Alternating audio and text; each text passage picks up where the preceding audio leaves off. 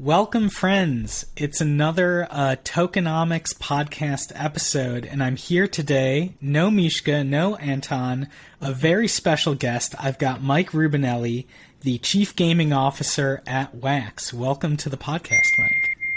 Ethan, thank you for having me. It's great to be here. Thanks so much. Yeah.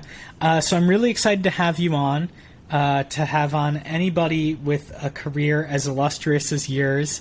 Who's red-pilled on crypto gaming.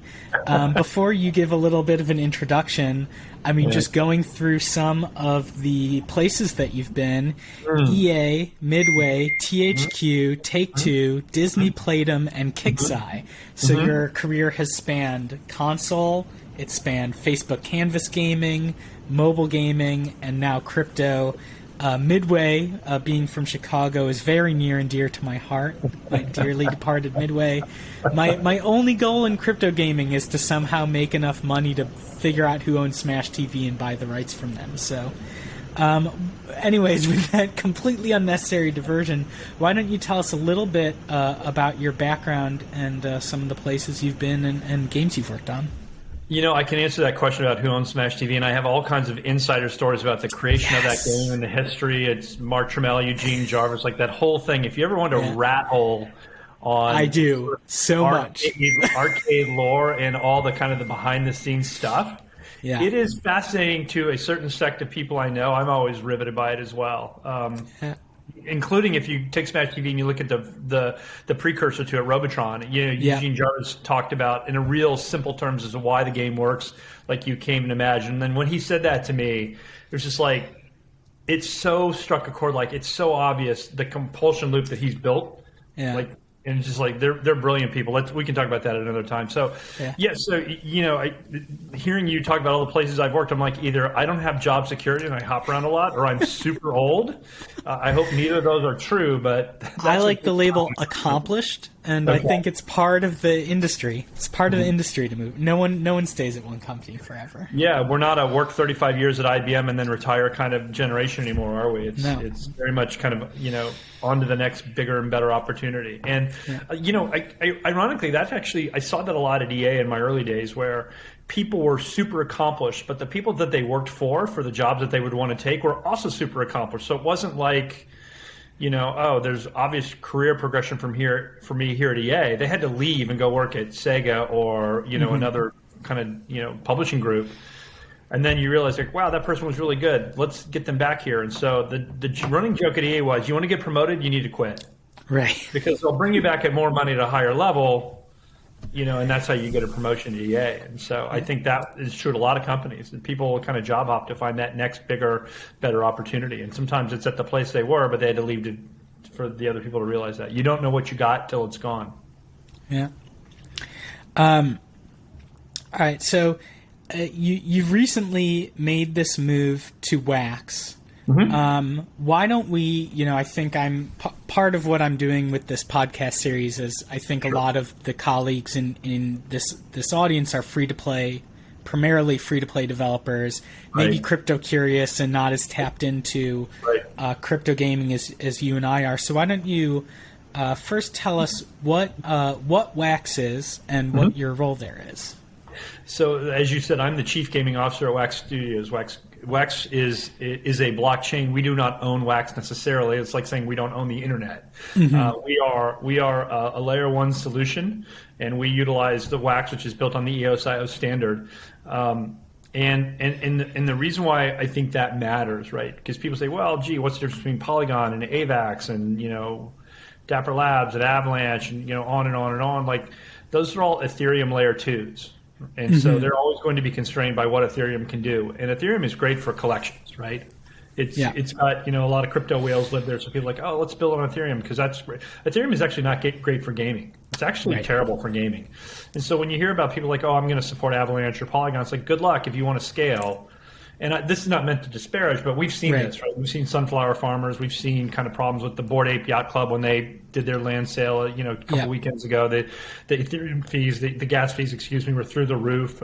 It's not a chain that scales. It's not a chain that has really kind of expeditious transactions, but Wax does. And so the great things about Wax as it relates to gaming, and this is what really kind of makes me feel like our heart is in the right place and we're really building on the right technology, is that the Wax blockchain can support up to 8,000 transactions per second.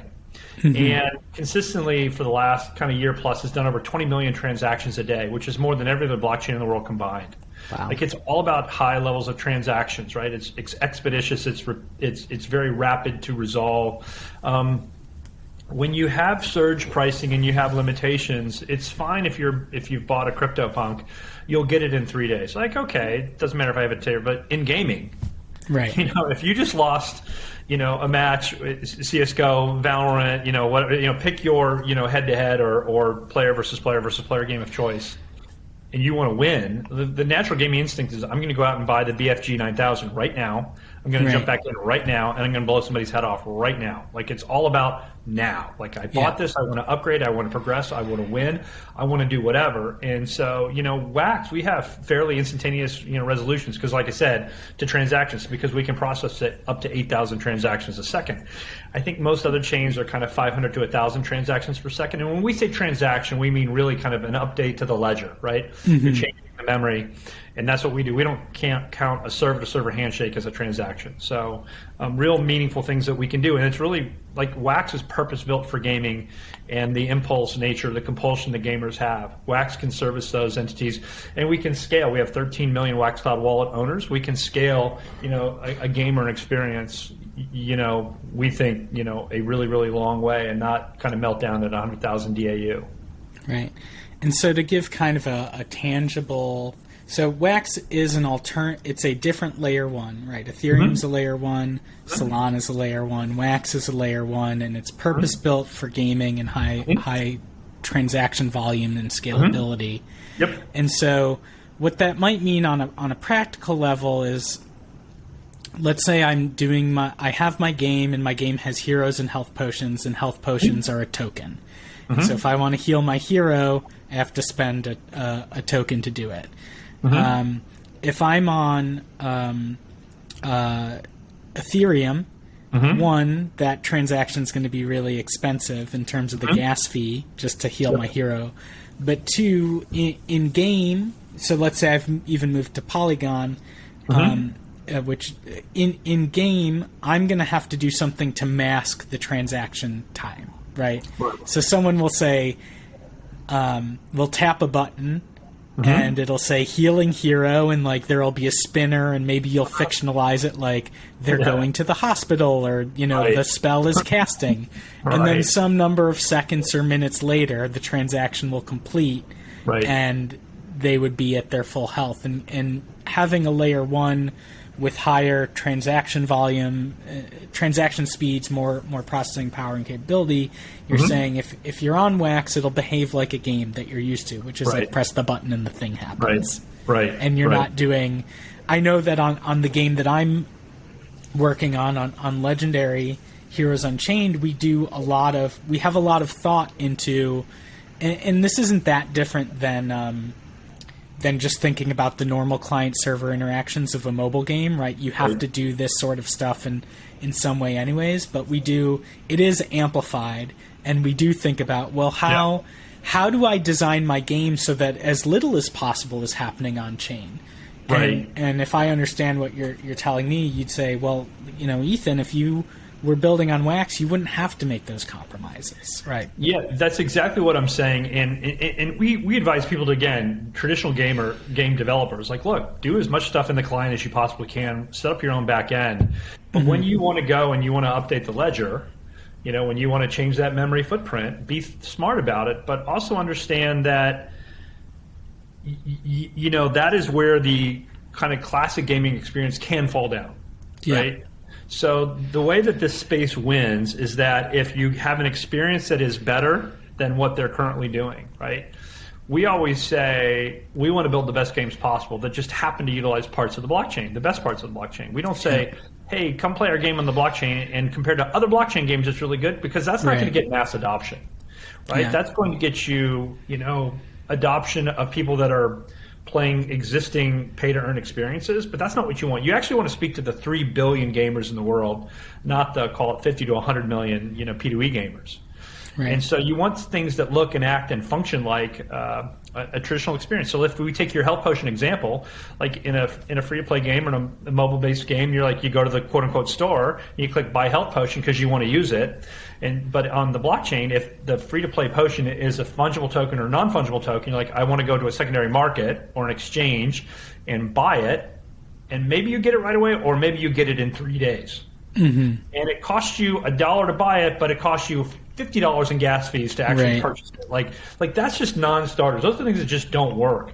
Yeah. And because gas fees are surge pricing like Uber is, you never really know. And on Wax, another benefit of the Wax blockchain that I didn't illustrate, which I clearly should have because it's a huge value, is we never charge any gas fees. It's always 2% of whatever the sale is. Like it's 2% on $1 million or on $1. It really doesn't matter. It's always 2% all the time.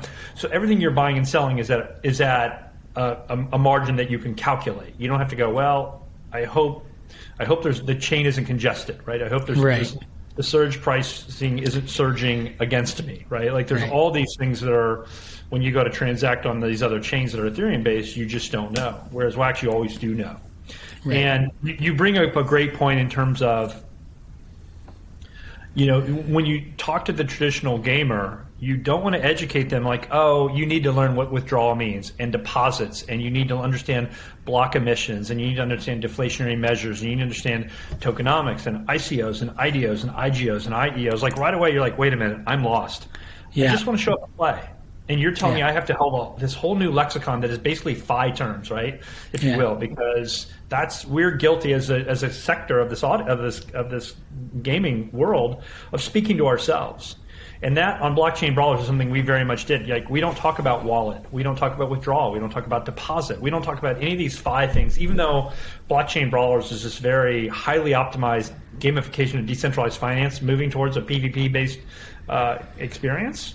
We very intentionally said we want to talk to people, if they're gamers, in a language that they're comfortable with. Because when I played all these DeFi games, when I first got into the space, or all these blockchain games, it's really tough.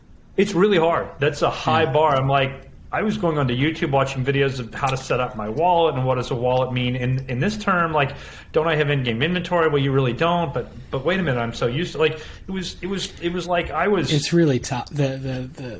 I was going into the very high bar of a New Orleans parish trying to learn Cajun for the first time, and it's just like, I know I speak English, but I don't speak this English, right? And so things that are easy to explain are easy to understand. If they're easy to understand, then people are going to adopt it. And that's why if you look at the Wax Cloud wallet as an example, to set up a Wax Cloud wallet, it's really simple. We use all single sign-ons. Like oh, this is Web 2. I just click Facebook Connect or Google OAuth or my Discord credentials, and I'm in. Like, yep, you're in. Like, oh, wow, that was so easy. Okay.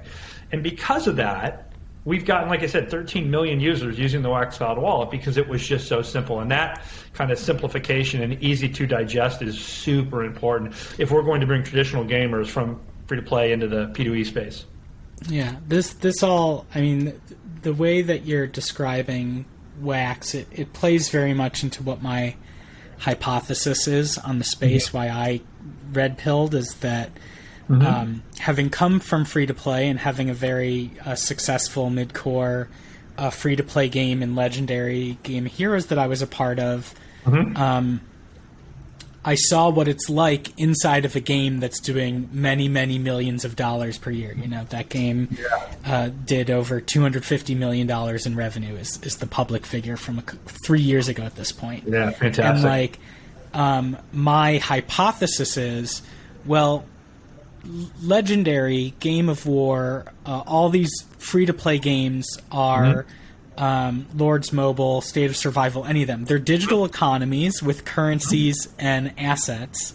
And when the technology gets to the point where I can have an equally frictionless experience playing a Web 2 free-to-play game and a Web3 free-to-play game. But in a Web3 game, if I play AFK Arena for 6 months and I spend $100, and then I'm like, I'm done playing AFK Arena, I can sell my assets to someone else for $80. Like, of course I'm gonna play that game where I can resell my stuff instead of the equivalent experience where I don't, because the number of times where I personally don't spend money because I'm like, Ethan, I pep talk myself. Like, I'm like looking at a battle pass and I go, Ethan, you are a monetization designer. You know what is happening. Someone like you engineered these emotions inside of you. Like, you're going to regret this. Right. Like, don't spend the money. And I think that I would spend the money if I knew that I owned the assets. And so it sounds to me like Wax has a very similar philosophy underpinning its design, which is to enable people, not only the design of the system, but then at Wax Studios, the design of the games that you're doing, that it's just like, this should just be a normal gaming experience, basically. Yeah, look, I think the thing that, people say, well, why did you get into the P2E space? And I said, there's so many valuable lessons that we learn, but history is kind of perfectly consistent on these platform transitions or business model transitions, business model evolutions. It's like there's always going to be a winner, and the winners are the groups that are native in that space. So if you look at the most recent kind of big cosmic shift in the industry in terms of business model, it's going from kind of console-based or downloadable content DLCs to free-to-play, right? It started with the Facebook canvas, then that moved into mobile. And mobile, there's still a little bit of a freemium, if you will, kind of model, or a kind of a low-end, kind of $4.99, and you get all the content. There's no real live ops. It's kind of this experience. It's in a silo. There's no. But the people who are really making Apple their revenue are the Lords Mobiles and State of Survivals, and Free Fires of the world. Right. And what's really interesting is that I felt back in 2010 when I first started learning about that and doing that. First, I realized I'm future-proofing myself, right? Because you're working off of analytics, which are going to look at player behaviors and mass. You're no longer saying, well, you need a focus group of 40 people in a room and get them to vote yes or no, I would buy this. Like, you can just put this out to 20,000 people and say, please download this, and we can look at how they behave, provided all the monitoring and reporting is in place, and you can get a clear signal on retention, engagement, time on site. Like, there's all these things that matter that you can and then the realization there was, the sooner I get something for people to respond to, the sooner I can fix the things that are obviously that I didn't see, because I have my perspective of one. Right? And I am an arcade action gamer, and I'm kind of very aggressive, and I'm very PvP focused. But I'm building something for women in Centerville, Ohio that are 45 and up. And so it's not my wheelhouse. But I now have comfort as a designer knowing that I have this paradigm in place, and I can see how they consume and how they behave. And then I can adjust that. And that's super liberating in the free-to-play space. So the clarion call there was, okay, let's make sure that free-to-play is the business model, because that's mass adoption, because there's no friction to enter, And then we knew that EA wasn't going to do it, and we knew that Riot was kind of going to be a leader in the space because they were new there. We knew that Supercell was going to do it because they were a leader in the space. Like, all these people that were native free-to-play companies, they were the ones who shifted the landscape and forced, Tencent, EA, Warner Brother Interactive, at that time Midway / Williams, like, they all forced them to shift their thinking, because there's no, like, this is so obviously better, but it took a North Star experience to show them that. And they're like, wait a minute, how did this company make $10 billion in revenue, and we can't sell any more than 1 million cartridges, whatever they were saying. Yeah. So pay to earn is the exact same way. So the question that we have, and our foundational thinking, again, as we always talk about, we have to find a cause greater than ourselves that allows us to live a meaningful life because we're doing meaningful work. That cause is exactly what you said. Giving the players agency. Giving them ownership over what they... So we don't classify this as P2E or play to earn. I very much think about this as play and own, right? Because I think when you talk about play to earn, the focus is on earn, but it needs to be on play. More play, less earn. The earn will come. Like revenue is a result, it's not a goal.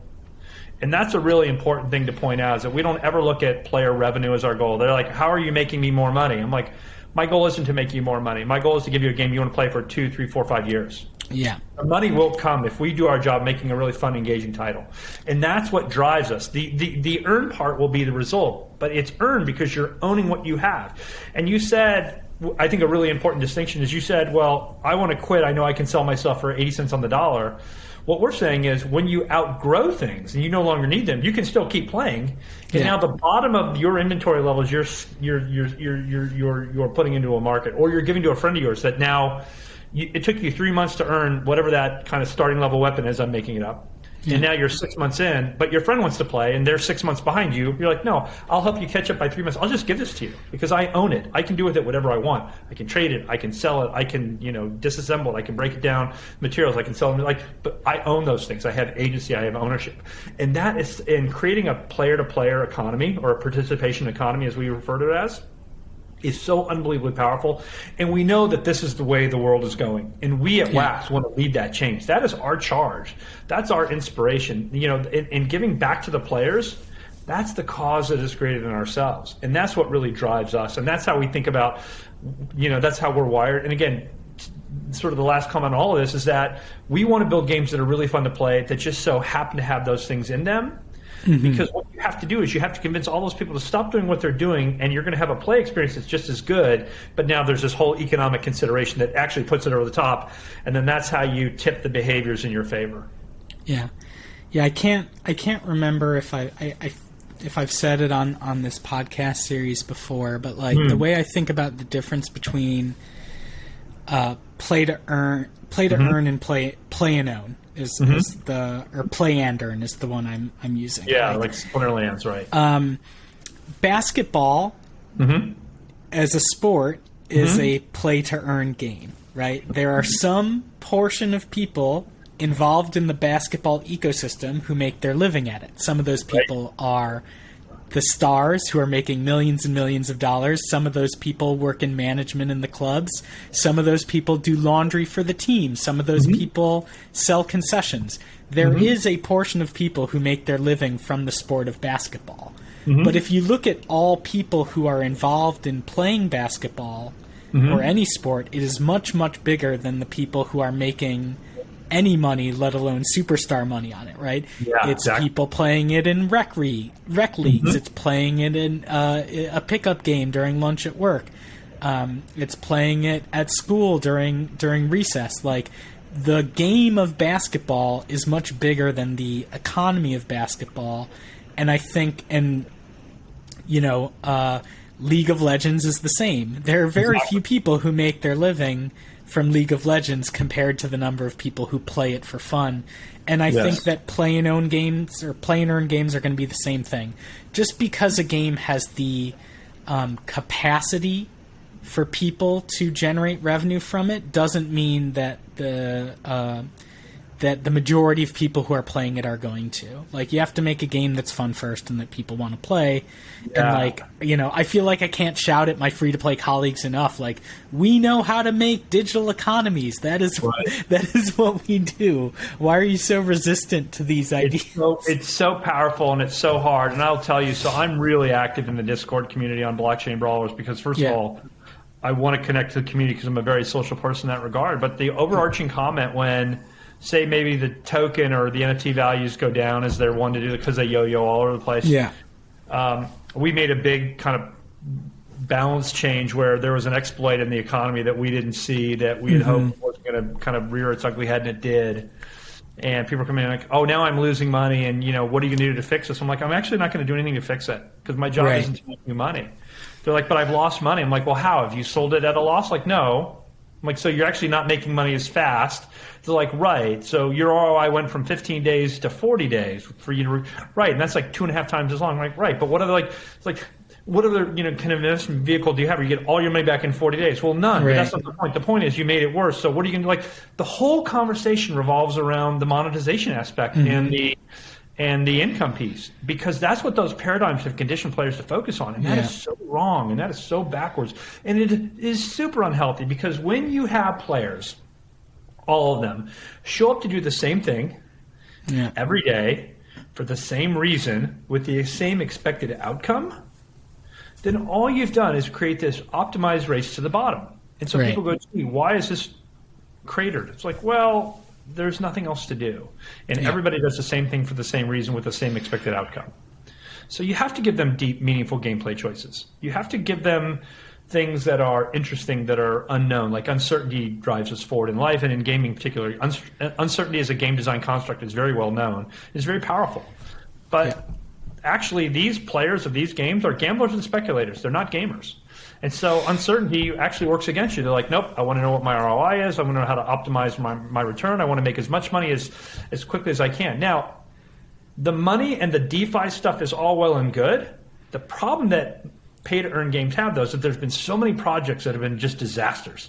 And people have gotten absolutely fleeced on that the ones that are really good, you say, okay, trust us, we're really good. Hold the token. Hold the NFTs, watch them appreciate in value, because if nobody sells, then demand is really high, supply is really low, and the powers of supply and demand economy is your friend. But what's happened is people have so gotten their clock clean on their project, as soon as they're a little bit in a little bit of currency accumulated, they just sell.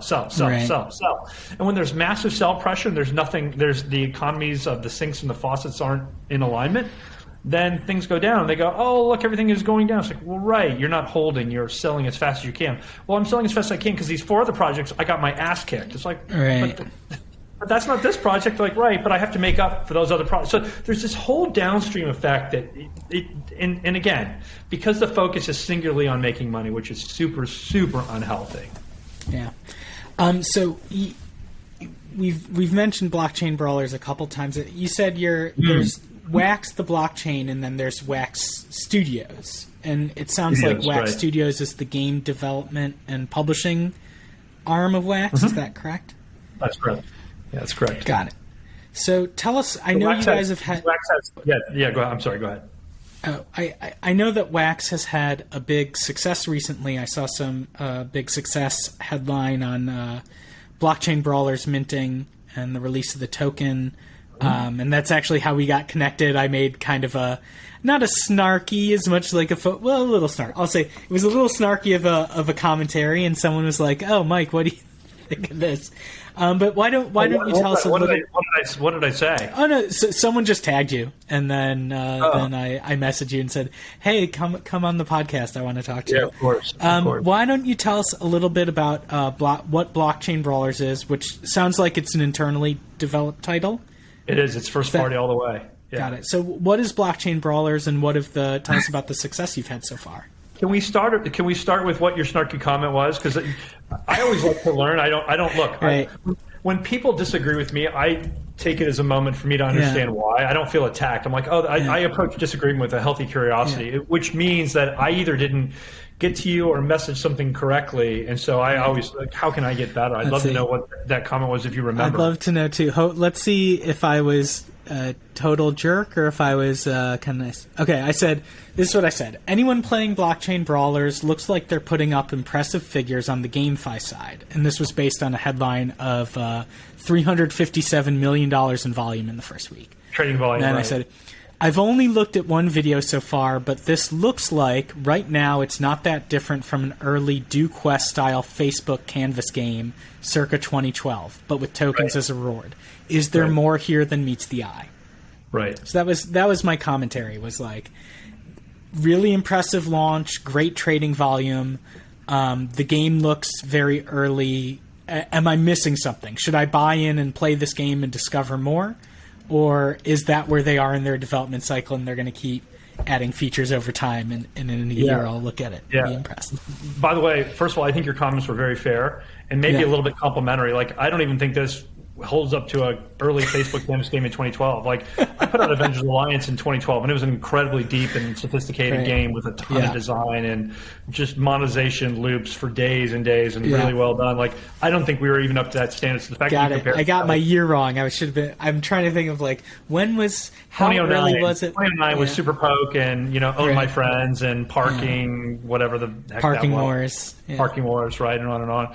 Yeah, so look, the thing that we've said so I started doing press on Blockchain Brawlers in kind of mid-January, and I said, day one, you're going to have a game that looks very, very familiar to you, right? And your flawed thinking will be, is that all this is going to be? It's not, but it is what it's going to be today. Like, we were very clear, you're going to get into the standard kind of mining and collection loops that exist, but we're building a deep, meaningful kind of PvP-based game that's going to run for 5 years. Got it. So know that we have this aggressive roadmap, and why can I say that? Because I'm undoxing myself. I'm Michael Rubinelli. I'm 25 plus years in game development. Here's all the things that I built. Know that like what you're going to get on day one is going to be better than what other games give you on day one, because there's going to be really deep and really slick UI. There's going to be contextualized menus. There's going to be exchange support. There's going to be really clear kind of upgrades to questing. There's going to be all these things. There's going to be a soundtrack. There's going to be a new user flow. Like it's going to feel like this really robust thing, but it's what you're going to do is going to be this very much this mining activity, which know. But if you have faith in us, the worst version of this game you will play is on day one. But day 31 will be better. Day 61 will be better, and at some point we'll get meaningful PvP. And like, oh great, tell us about PvP. I can't yet, but you just got to ride with us. And like, well, why should I trust you? First of all, because I'm undoxing myself. Second of all, we're Wax. We're a $1 billion company. We're not a group of developers that have never done this with no money. Like, we didn't do an ICO because we didn't have to. Right. You're asking for tokenomics reports because you want to see how many of those tokens are going to go to the development team. 0. We don't need to. We're not self-interested. So we're not going to get tokens that we're dumping on the market because we need to get paid that way. Like, everything about us is very different. Like, we speak differently, we demonstrate things differently, we operate differently. You're going to have no need to up your CPU, on Blockchain Brawlers, even though a lot of titles on Wax have CPU constraints because they write their smart contracts in inefficient ways, and we have the power of the platform. Like, there's just all these things that we just try to lay out to convey confidence, integrity, and make the unknowns known. Right? And so as an example, in February, we put out a communications calendar, which nobody does. The game's not even out yet, but we're going to tell you every 2 days of the month. And then March, we're going to come out at the end of March, but in March, every 2 days, like just consistent. I'm in channel every day, like, wow, this game is out. These developers in the channel all goddamn day. Yeah. Like, again, building credibility, building equity. And so we had Richard Garfield in our back pocket, but we couldn't talk about it. But we said, there's a deep and meaningful PvP game here. And people are like, I don't know, just looks like a mining game. Like, right, we know what you see on the screen today. You have to have this vision. You have to trust us. And we're trying to build this trust by communicating and by showing you who we are. We're trying to show you how we operate. We're sharing screenshots with you. We understand what it is. But this is not what it's going to be. We have this very long lens kind of perspective. And before the game came out, we said, here's literally 1 year of feature development. And they're like, oh my God, so much cool stuff. Pay-per-view, massive global tournaments, female brawlers, potential, action figures based on the brawlers that you own that you can have in real life. Like, there's all these things. It's not just like, trust us, cool new stuff is coming, and, these really thinly veiled features on a quarter-by-quarter basis. Like, we went into a lot of depth because, again, this is internally developed and this is our first project. It has to work. Wax has to be seen as a winner. We have to give a better experience. But all the while, we also have to learn about what does that paradigm want to be. And so everything that we do is all learning based. Like, we have 30 different kind of reports that we look at in terms of player behaviors. And we're trying to make sure that we're always dialing those things in. We're not just hoping that Google Analytics gets the data right and we can kind of tease out the signal that we want. Like, there's a ton of effort that goes in. Like, this is a team of, kind of 20 plus people, and we're all really accomplished game developers. And what's really funny is the game came out on day one. They're like, one guy literally said, oh my God, you pulled it off. You delivered everything you said better than we thought. I'm like, well, what did you think I was going to do? Give you a POS that didn't work? Like, yeah. Anyway, they're so used to it. So let me go back to something really quick because I did see the headline on it, but I want to underline it. Legendary game designer Richard Garfield, creator of Magic: The Gathering and thief of my adolescence, he's designing Blockchain Brawlers. Yeah, he's designing the PvP system. He's designing the PvP system. That's awesome. Yeah, and he's, by the way, I'm like you. It's I've met a lot of famous people in my life, and celebrity doesn't really affect me. And that's not me bragging. It's me saying, like, I look at them as people are people. Right. But when I got on that first call with Richard, it was so hard not to fanboy. Like, Richard, you know what I do? Can I tell you about my deck, Richard? Like, it's so hard not to do that. That's your instinct. Because, again, he's such a seminal moment and impact on your childhood and your adolescence. And as an economy designer, in my place as a game designer, like, there's so many lessons that you take away from that, whether it's conscious or subconscious. It's hard not to get swept up in the romantic notion of, here's one of my heroes, and please don't be an asshole. Yeah. And he is a sweetheart of a guy, and he's so smart, and he's so thoughtful. And we originally engaged with him. He said, look, Richard, I'd love this to build a kind of a really light, trading card game, in the spirit of Magic, if you will. And he's like, yeah, I understand that's obvious. He said, but you have to understand the math on balancing Magic, he said, is any kind of trading card game is really, really complicated. He said, forget designing the cards. forget what the kind of the play turns and the resolving the stack. He said just the balance of all those things is so exponentially difficult. It's probably a year after your game is built that it'll take a year just to balance it all and having harmony. He said, and as you add a different, like if you go with a sort of a 3-color construct versus 4, every time you add a new color, he said you're just exponentially upping the balance curves. He said, but what I do have is, he said, I have a kind of a living deck or a single deck card game that's really fun and interesting that could work really, really well with Brawlers. He said, I've been designing it and prototyping it for about 10 months. Wow. He said, and it's not out anywhere. He said, you can have it, not exclusively, but you can have it and have it be the first time this game goes live is in your world with your, your aesthetics. And I said, tell me about that, Rick. Because the funny thing, by the way, the thing you're going to appreciate, Ethan, is the first thing he says to me is like, okay, well, what kind of game would you like me to design for you? I'm like, what? What kind of game do you want me to design for you? I'm like, that's like Prince coming to me or pick your rock star song or saying, what kind of song can I write for you? I'm like, no, you just do what you do. Right. And make sure that you love what you do. I will make it work for me, I promise you. He's like, I've got this super fun idea. I'm like, whatever that is, that's what I want. That's amazing. It really is. It is. So that's what we say to people, because we know people like Richard Garfield, and we know how to combine these things. And like, give us some time, have a little faith. We are going to get there, and don't judge us by what you see on the first day, other than relative to other games like that you saw on the first day. How do we compare? Oh, you're much better. It works. It's super smooth. It's highly transactive. It's really robust. I'm not getting a fail to fetch error every 2 minutes. I'm not getting an out of resources error. I'm not getting, the sites down. And now we have a 25-song soundtrack with a music player. We got all this shit going on that people are like, whoa, okay. I see it's a real game. It's a real game, yeah. In a couple of weeks, we're going to be introducing, leaderboards and creating your own PFP and naming your account. I've seen so many leaderboards that are a series of wallets. I'm like, that's unemotional and not fun. Like, let me call myself, Big Brawler, 123, and have a really cool, make me feel like I'm playing a game. And all of a sudden, as these things start to land a little bit every single week, boom, PvP hits, and you're like, yeah, of course, this is incredible. This is so much fun. What I think is really smart and echoes some of the conversations we're having internally about the game and about the RPG I'm working on and our go-to-market strategy is like. My early analysis on the market was that the gamers who are here for crypto games right now, their expectations for interaction and for what a game is are super low relative to what we're used to, especially if you've been working in mobile for the past 5 or 10 years as the ocean's gotten redder and redder, right? Right. If I think about the feature set of the soft launch for Legendary Game of Heroes versus the feature set for a soft launch of what I would launch today before putting my first marketing dollar in, like the game today would look like 3 years of development into Legendary. And at minimum, before I would bring it to the Philippines with no monetization. It's just a very mature market.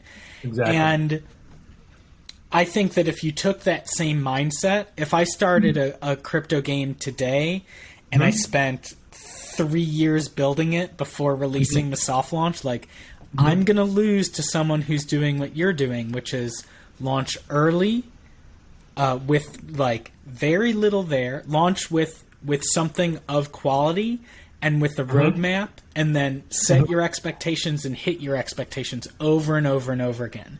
What your community is going to respond to. Yes, obviously they would love a 3D brawling game that looks like Bayonetta that plays on in the web browser with blockchain. Who wouldn't want that today? But guess what? You can build a great business if you start here, and you Crypto Raiders is not. The last time I played the battle game isn't up to the quality, the feature depth of Final Fantasy 1 on the NES. But it is a very successful crypto game, and what they're doing is saying, hey, community, here's a new feature, here's a new feature, here's a new feature, here's a new feature. Yeah. And that's what you're saying you're doing is here's our roadmap, and guess what? Consistency. Forward, start small and prove your intentions and prove your forward momentum. And I think that's where success lies for crypto game development. I think it does too, and ironically, I appreciate those comments a lot. I would tell you that in hindsight, I would have launched, knowing what I know today, I would have launched later with more. The MVP was a really lowercase m, and maybe even like in a 6-point font. Mm-hmm. Like I would release an MVP with a capital M that had more gameplay and had more choices and was more anti-botting, if you will, like because the bots will kill your game, and if you don't have measures in place to stop them, on the one hand you think, oh, bots are good because they generate currencies and they generate things that happen. In reality, they're actually not good. They're lecherous, and they take away from your game, and they find exploits, and they do automated things that regular players can't do, and you have to really fight that fight every day in earnest, because as soon as the players feel like they're disadvantaged, the real players, then they're going to churn out. And one of the ways that we said we were going to combat that on day one is, well, don't worry, the PvP game, it can't be botted. It's all about human decisions. And are you a better gamer than me? Do you take more risk or do you take lower risk? Do you play like a turtle strategy? Are you a glass cannon? Like, how do you what is your mentality of playing a head-to-head matchup? And how much are you reading the man versus reading your hand kind of thing? Like, all these things are like really interesting dynamic choices that humans have, and bots won't win. But the game they're playing today is all about how much of the currency can I accumulate quickly. Right. And so I would have launched kind of 90 days later than I probably did. Got it. With more anti-bot measures, more human control, more deeper gameplay with interesting choices. Again, we think that if your game has depth, if your game has interesting choices, then people will come in and they'll engage for more than an ROI because they really enjoy actually playing. Especially the other thing that we weren't as deep or as robust on is we needed more token utility. Yeah. Like, token utility matters. And the problem that we had, and the trap that we fell into was, crafting, everybody's going to want to up their roster, because the higher roster, the more rares, the more epics, the more legendaries you have, the better token accumulation you're going to have. So everybody will want to try to get to that roster as soon as possible. So you're spending your token to get the ability to make more tokens. And that kind of makes a ton of sense, like sink. In reality, people found an optimization flow, and then they just drilled that output and never upgraded. And so, and without other means of utilization of the token, like that massive kind of output of the token, it's like, well, just turn the faucet down. Like, right, you can always do that, but the answer is give them more gameplay, right? Give them more ways to spend on things that they care about, right? Opposed to just like, well, just tuning the economy down is a terrible way to balance your game. Sometimes you have to, because there's an exploit that will kill your title, and that's a tourniquet that you don't want to apply. It's a terrible remedy, but sometimes you have to because you've missed something. And people are like, yeah, that's your fault. Like, yeah, it is our fault. Like, you're not going to get us to hide from. Right. Like, no, it's your fault, not ours. Like, no, things are our fault. We own that. And a lot of that is just kind of being honest and owning your mistakes to the community. It's a good look, and it's the right thing to do.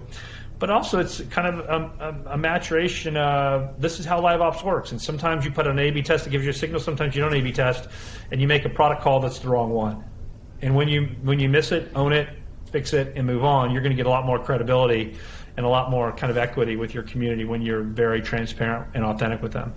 Yeah. You've already, just in that last answer, given us a lot of great insights on what I'm about to ask. But like, what do you think are some of the challenges you see experienced game devs make when they move into blockchain gaming? Right. I think one you highlighted is just like, I launched too early. I didn't do enough to think about bots. Right.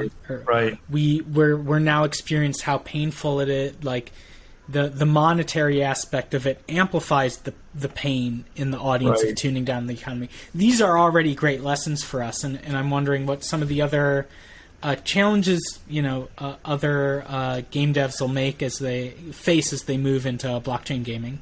Well, I think so. I believe in the kind of the power of crowdsourcing. So the more great developers we have, kind of trying to figure out what is that North Star, the better. Mm-hmm. I think the first mistake they make is that this world isn't about to go to crypto-based gaming or NFT-based gaming. It absolutely is. Mm-hmm. Like, I've done this for a long time. I think my instincts are really, really good. I've lived through a zillion transitions. Like, I tell the story a lot. I played World of Warcraft. I played Final Fantasy XI for 7 years. I played World of Warcraft for like 10 years. Like, I'm a long range gamer, right? Clash Royale for 6 years. there's usually, and there's not in Clash, thank God, but there's usually a in-game kind of counter. How many hours have you played this game? Yeah. And obviously when it spills over 24, it's like, how many days have you played this game? Right. And then when it spills over 30, it's like, how many months have you played this game? It's a terrifying thing. Yeah. But once you realize the power of, that's now a representation of my engagement, my time's not been wasted. My time is actually being monetized. My free time is a monetization lever for me to pull. Like, that's really empowering. Like, oh, wow, I bet you this game has really served me well because of all these things I now own as my engagement grows. Mm-hmm. So that is where this world is going, and there's no denying that. And we are the sea change that is about to take place. And a lot of companies, developers, to answer your question, they make the mistake of building a bulwark around, kind of an indefensible, outdated business model. Mm-hmm. And they will die on that hill. Right. And the Kodak problem, the Kodak film problem. Exactly. And sometimes when they realize that they're on the wrong side of history, it's too late to change. And so the first mistake they actually make is deciding not to get into it. Mm-hmm. So let's start with that. Like, it is going that way. And like, well, crypto is echo unfriendly. Well, it's actually not. And kind of proof of stake will show that. If you look at our delegated proof of stake, our chain, even though we do 20 plus million transactions a day, was of course the entire year, we produce the same amount of energy. We use the same amount of energy generating our cryptocurrency as 5 households or 5 Americans in a singular household. Like, it's nothing. Ethereum is moving to proof of stake. Like, the echo argument is going to go away. I think it's largely false because Bitcoin is the real problem. And nobody builds games on Bitcoin. Right. You can't. Nobody builds dApps on Bitcoin. Like, yeah. Bitcoin is terrible. Proof of work is an awful, awful thing. Yeah. But the way the world of crypto gaming and NFT-based initiatives work now on Wax and will work on Ethereum once they get their act together on the proof of stake, like, that's going to be a non-starter. So you can't say, well, our audience doesn't like it. Fine, educate your audience on the truth. Mm-hmm. Be an educator. Don't be a salesperson, be an educator. And there's a real powerful sort of notion in thinking about, my job is to educate you. It's not to sell to you. It's like, hey, we're the biggest, we're the best, we're the fastest. You make the most money here. It's like, no. Look. Don't you want to own your stuff? Don't you want to have complete control over it? Don't you want to move outside of the walled garden that everything goes to the developer, everything goes to the publisher? You do. Like, you're engaged. You're spending time. You're spending money. You're bringing people in. You're actually helping them with acquisition costs, which are really high. This is the way the world is going. So that's the first thing. Don't look down your nose at NFTs or NFT-based gaming because it's reality in kind of 3 to 4 years. And there's just too much data to suggest that's the way the world is going. The next mistake that people make is just assuming that the audience that play these games today is the exact same audience who plays, the free-to-play games. They're not. It's very different, and very few of them are gamers. And then you sit there and go, okay, well, then the games that they're playing, we might be able to build a better game or not, but I think we will. Like, no. The people building these games aren't actual game developers today yet. Like, in mass, it's opportunistic people who know how to build a website, who know how to write a smart contract. They're not like classic game developers. So the more people like yourself, Ethan, who are coming in that have a classic game development background, that's the thing that needs to happen, right? Because that's this crowdsourcing kind of real movement that we're going to see in the next. I've seen projects being developed there's a game called Metropolis Origins that's being developed on the Wax blockchain. It's a trading card game built by Graham Devine and Austin Grossman. Okay. Like, Graham Devine, like Seventh Guest, 11th Hour, Quake 3 Arena, like real development chops. He's gotten religion. He's built this super deep, really compelling world with tons of narrative. Like, when gamers come in and look at those assets and they look at the artwork and they look at all the set pieces and they look at the game design, they're like, oh, this is a game. Right. Yeah. It's not it's not only for Ponzi schemes. Exactly. That's exactly right. And the Ponzi scheme thing, look, I think maybe there is some legitimacy to that. I mean, the more you feed the bottom of the pyramid, everything kind of moons, and at some point somebody gets left holding the bag. But if you're playing a game that has a self-sustaining economy where deflationary measures are in place, and it can run for a really, really long time, and it's not bottable, and like there's real interesting choices, then players are going to stay for longer than an ROI because that's not what they care about anymore. They care about community. They care about, I own these things. These things have helped me win battles. These things have helped me, beat my rivals or progress up to the highest echelons of a global leaderboard. Like, that's what gamers want. And so giving things that gamers want, which are very different than what the current players want, because the current players aren't gamers. Right. So understand that bifurcation. And then, by the way, I think you can take these crypto gamblers and speculators that play these things today and convert them into full-time gamers. Because gaming is unbelievably fun. There is no doubt. Like, it is objectively fun, and you can find your flavor of fun across any genre, whether it's match 3, it's head and object games, it's PvP based, kind of squad based combat, it's a MOBA, it's whatever it is. Like, fun lives in gaming, and that's what you should care about. And so it's a matter of converting those players, but then showing the existing audience, this is a safe space for you. Like, it's a better experience, but you get to own all your stuff. Who doesn't want to do that? I love playing this game, and I have to own everything that I earn or that I craft or that drops from me on a crate, whatever. Like, that's so powerful. There's no denying this is where we're going without question. And the sooner we get there, the better. And the more developers help us kind of filter out what that North Star is, the better. So I'm happy for this to be done immediately. I think it's probably, like I said, aggressively 2 years away, but probably more like 3 or 4 years away. Yeah. But, even Alex Ohanian, to put a final point on all this, Alex Ohanian said about 3 or 4 months ago, because he's big into NFT-based gaming. Alex Ohanian, the creator of Reddit, said in 5 years there's not going to be a single interactive gaming experience that comes out that does not have some version of kind of blockchain or Web3 in it. And he's 100% correct. I actually don't think it's going to take 5 years. It may take less. But he's right. Like, the biggest, smartest people in the world think this and they see it, and everybody else should embrace that thinking, because don't try to defend a business model that's outdated. You need to have the courage to take the risk to go into this world, and you will be rewarded. All right. That's a great a flag of evangelism to plant. We've talked about, we know Wax Studios is doing first-party game development with Blockchain Brawlers, and I assume you probably have some other games in the pipes. Is there publishing? Is there developer support? Are there grants? How, is there a role in developing the Wax ecosystem, or is it just about building those shining lights of, like, what a great game on Wax looks like to attract other game developers? Terrific question. I almost feel like that was a plant that I said, make sure you ask me about this. So the easiest way for us to tell people when we speak to traditional gamers, like, how do I think of Wax? Are you just a dev shop? Like, think of Wax as Sony third party or Microsoft third party. Like, we're all about, publishing, not third party. We're all about getting content onto our platform. So we do first party games like Epic does Fortnite. Yeah. But Epic doesn't just build Fortnite. Epic actually has an engine licensing business that really generates a ton of revenue for them. Yeah. But how do they show you the value of their engine? Is by putting out content. They build their own dog food. That's exactly right. So they're eating their own dog food. We're the same way. So Blockchain Brawlers, we've got kind of 4 or 5 first-party games in development that we haven't announced kind of the other ones, but they're all very different, and I'll try to solve a different problem or answer a different set of questions. But we also have second-party deals where we invest in developers, we invest in their IP, we invest in their studios. So that's second-party, similar to kind of Nintendo and our friends at Niantic in terms of how they do with the Pokemon, IP. And then we have third-party publishing deals where somebody's like, look, I just need kind of, promotional support. I need to understand how to integrate into the blockchain, or I need this, or I need that, or I need all the above. I need some of the above, none of the above. Like, we have a bunch of different ways to enter into the Wax ecosystem, and we have grants available. We have advice available. We have digital real estate available to help sort of serve whatever business needs an individual or a company has. So. Great.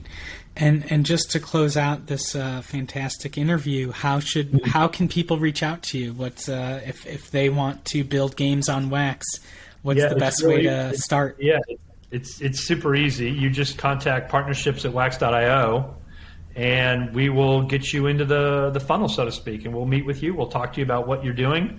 We'll ask you questions. The thing that we don't do is we don't lean into any just quote-unquote pure collections for the sake of funding a game. Like, we have to make sure there's a real game there, because the Wax seal of approval is something that you're going to see us talk a lot about over the next 90 days is projects that we have vetted, that we have endorsed.